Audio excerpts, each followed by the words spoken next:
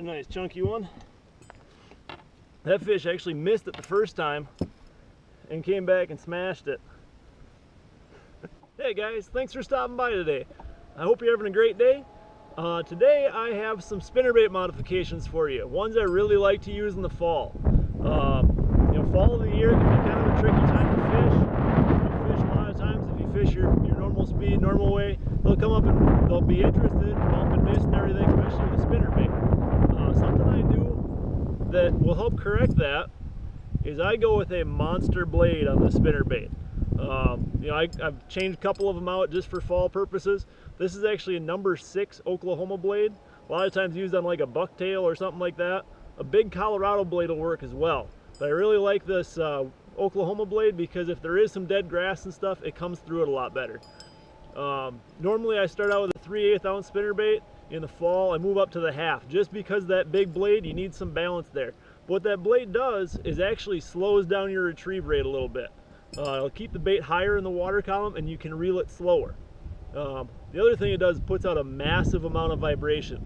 It'll help call those fish in, they'll home in at a lot better, and you'll end up sticking a lot of them. Now when you do this, guys, you got to make sure one thing you do, you really want to beef up your rod. Most of the time I go with, throw spinnerbaits on like a 6/8 medium heavy fast action.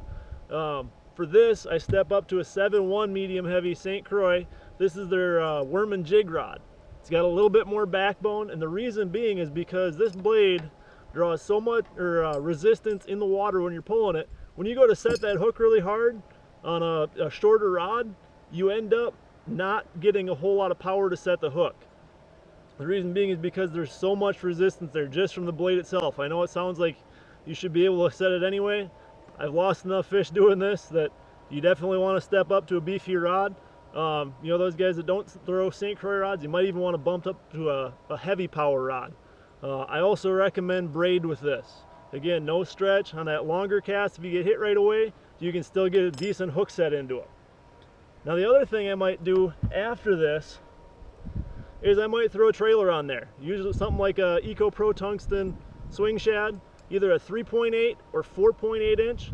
Again, that makes that bait just a little bit bulkier. And those fish, because it's this time of year where they're feeding up, they go for that easy meal. It's a big target, moving slow, it'll help fill them up, and that's what they need. Now the last thing I make sure I always do, I do it pretty much the entire year, especially in the fall though. You want to make sure you use a little bit of kicking bass in the shad scent. Okay, what that'll end up doing, when they do hit it, they'll hang on a little bit longer. It'll also help draw them in too. One thing when you use this stuff, you want to make sure that your bait is relatively dry. When you put it on there, let it soak in for a couple minutes before you make a cast with it. So when you start out, just hang it over the side of the boat, let it sit there for a minute or two, because once it dries on there, it'll actually stay and give scent for a long time. I mean, I've had this stuff on for a couple hours now, and I can still actually smell it when I pick the bait up. So it's some good stuff.